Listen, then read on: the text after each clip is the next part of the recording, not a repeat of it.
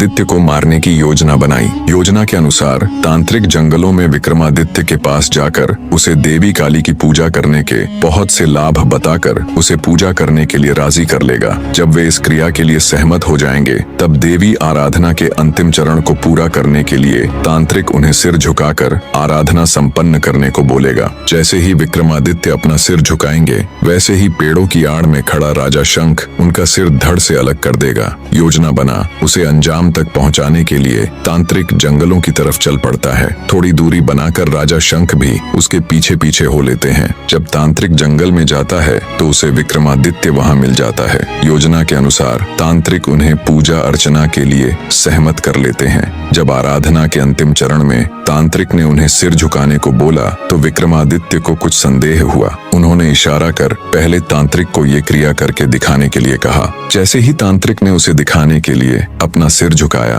तो रात के अंधेरे में आड़ में छिपे राजा शंख को लगा यही विक्रमादित्य है। वे फुर्ती के साथ निकले और अपनी तलवार के एक ही प्रहार से तांत्रिक की गर्दन धड़ से अलग कर दी। खतरे के अंदेशे से पहले से ही तैयार खड़े विक्रमादित्य ने झट से शंख की तलवार छीनकर उस पर अपनी पूरी ताकत से प्रहार किया। परिणाम स्वरूप शंख का सिर धड़ से अलग हो धरती पर जा गिरा। इस तरह विक्रमादित्य ने अपने पिता की हत्या का बदला ले लिया। शंख को उसके कर्मों का फल देने के बाद विक्रमादित्य उज्जैन लौट आए और राज्य को संभाल लिया। वह एक सदाचारी, न्यायप्रिय, दानी, उदार व लोकप्रिय राजा थे। उज्जैन की जनता उनके जैसा शासक पाकर धन्य हो गई। एक बार राजा विक्रमादित्य शिकार के लिए एक जंगल में गए हुए थे। वहाँ एक हिरण का पीछा करते करते वे बहुत दूर निकल गए और रास्ता भटक गए। घूमते घूमते वे एक महल के सामने जा पहुँचे। वह महल लूतवरण नाम के एक व्यक्ति का था जो उस राज्य का दीवान था। राजा विक्रमादित्य उनके पास गए।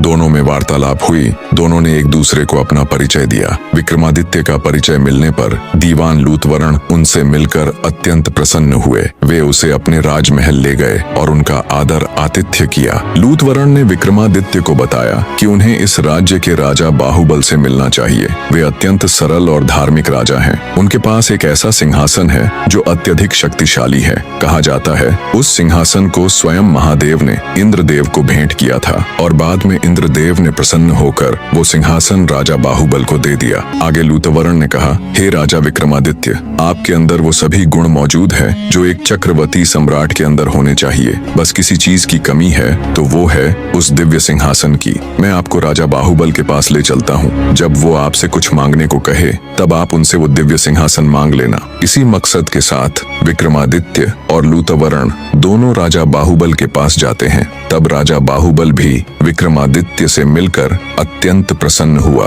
और बोला, विक्रमादित्य, तुम संपूर्ण भारत में इकलौते ऐसे राजा हो जिसने इतने कम समय में इतनी प्रसिद्धि हासिल कर ली कि अब देश के कोने कोने में लोग तुम्हें जानते और चाहते हैं। राजा बाहुबल ने भी राजा विक्रमादित्य का शानदार आदर आतिथेय किया। कुछ दिन सम्मान के साथ राजा विक्रमादित्य राजा बाहुबल के अतिथि बनकर रहे। फिर एक दिन जब विक्रमादित्य ने राजा बाहुबल के आगे वापस उज्जैन लौटने की इच्छा जाहिर की तब राजा बाहुबल ने उन्हें कोई भेंट मांगने का अनुरोध किया।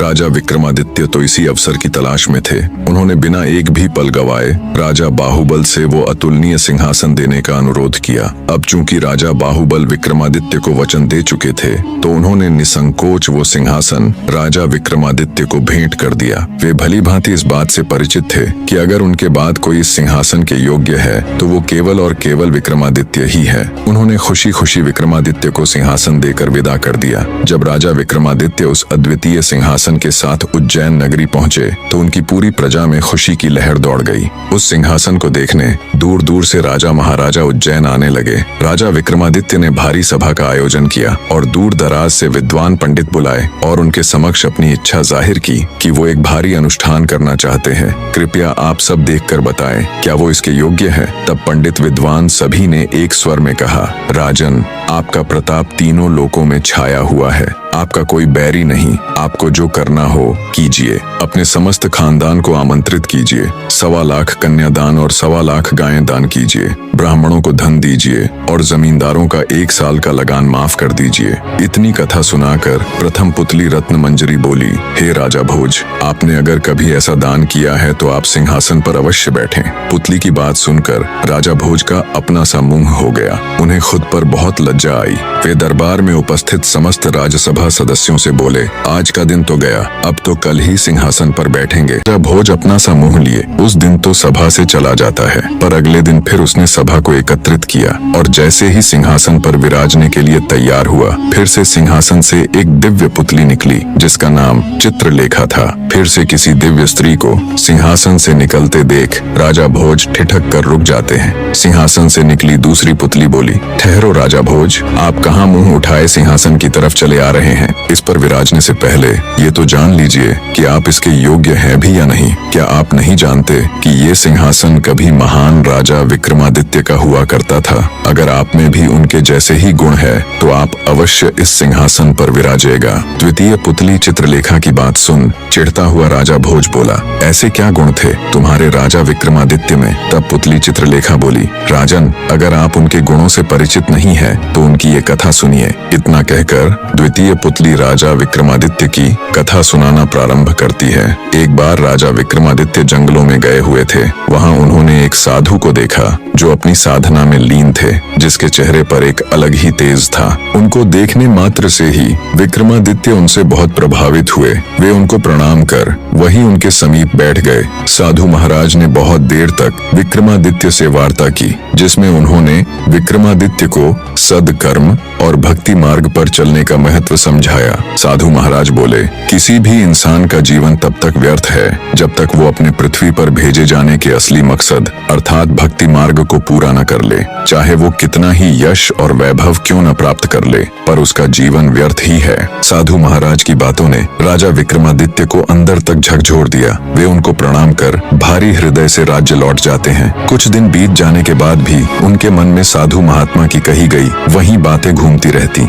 उनका मन उखड़ा उखड़ा सा रहने लगा था। अंततः उन्होंने सर्वस्व त्याग कर जंगल में जाकर भक्ति करने का निश्चय किया। वे अपने भाई भर्तहरि को पूरा राजकाज सौंप देते हैं और बिल्कुल साधारण वस्त्रों में सर्वस्व त्याग कर साधना हेतु जंगलों में चले जाते हैं। उनके जाने के बाद सारा राज्यकाज उनके भाई भर्तहरि ने संभाल लिया। समय अपनी गति के साथ बीतने लगा। एक समय उज्जैन में एक तपस्वी गुरु गोरखनाथ का आगमन हुआ। गोरखनाथ राजा भर्तहरि के दरबार में पहुंचे। भर्तहरि ने गोरखनाथ जी का उचित आदर सत्कार किया, जिससे गुरु गोरखनाथ अति प्रसन्न हुए। प्रसन्न होकर गोरखनाथ जी ने राजा को एक चमत्कारी फल दिया और बोले कि यह खाने से वह सदैव जवान बने रहेंगे, कभी बुढ़ापा नहीं आएगा, सदैव सुंदरता बनी रहेगी। राजा भर्तहरि को वो चमत्कारी फल देकर गोरखनाथ जी वहां से चले गए। फल पाकर राजा भर्तहरि ने सोचा कि उन्हें जवानी और सुंदरता की क्या आवश्यकता है। चूंकि राजा अपनी तीसरी पत्नी रानी पिंगला पर अत्यधिक मोहित थे,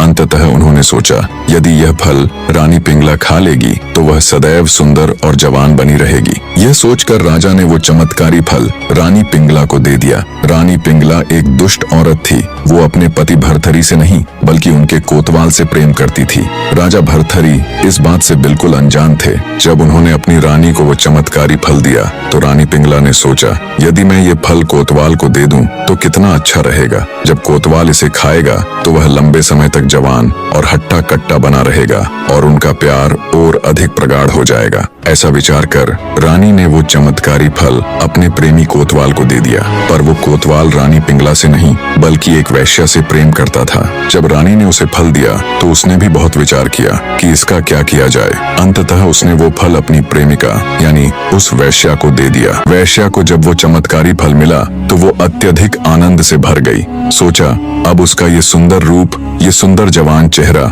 हमेशा ऐसा का ऐसा ही बना रहेगा और वो सदैव सुंदर और जवान दिखती रहेगी।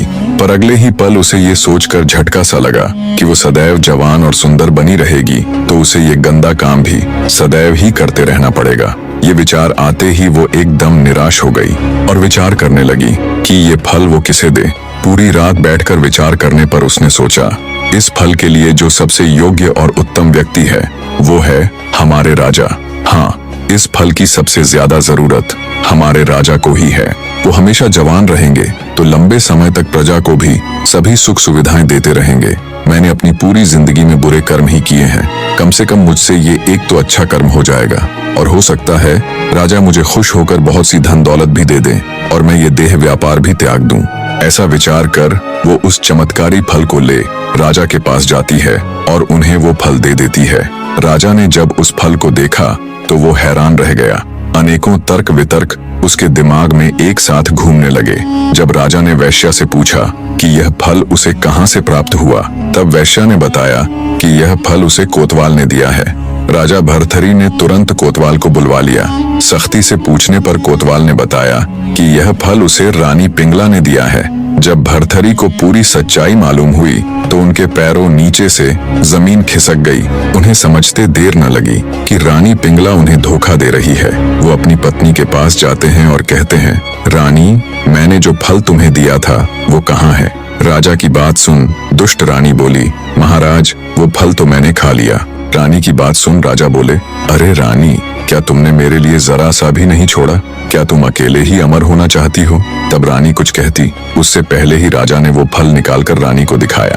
रानी ने जब उस फल को राजा के पास देखा तो उसके पैरों नीचे से जमीन खिसक गई। डर और घबराहट के मिश्रित भावों से वो थर थर कांपने लगी। पता नहीं अब राजा उसके साथ क्या करेंगे।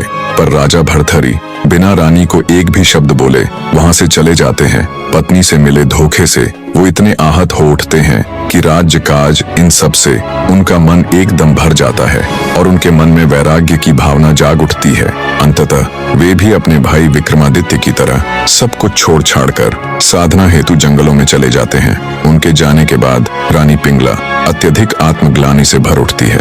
उन्हें अपने किए पर बहुत शर्मिंदगी हो रही थी। जब उनसे ये सब बर्दाश्त न हुआ तो उन्होंने खुद की जान ले ली। राजा भर्तहरि के जाने के बाद उज्जैन का सिंहासन एकदम रिक्त हो जाता है। अब ना तो उज्जैन का कोई रखवाला था और न ही कोई राजा। चारों तरफ हाहाकार मची हुई थी। हर तरफ हो हल्ला हो रहा था। पूरे उज्जैन राज्य में हर जगह हुड़दंग और उत्पात फैला था। न कोई रोकने वाला था, न कोई टोकने वाला था, न कोई राजा था और न कोई रखवाला। दिन ब दिन उज्जैन की स्थिति बिगड़ती जा रही थी। हर कोई अपनी मनमानी कर रहा था। उड़ते उड़ते जब ये खबर इंद्र के अखाड़े में पहुंची कि उज्जैन का राजा तो राज्य छोड़कर चला गया है और वहां अब हर तरफ अशांति फैली हुई है, तो सभी देवों ने आपस में सलाह मशवरा कर अपने एक दूत को उज्जैन की रखवाली करने के लिए पृथ्वी पर भेज दिया। इधर जब राजा विक्रमादित्य की भक्ति साधना संपूर्ण हुई तो उन्होंने सोचा, भाई को राज्य सौंप कर आया था, अब चलकर देखना चाहिए वो किस तरह राज्य कर रहा है।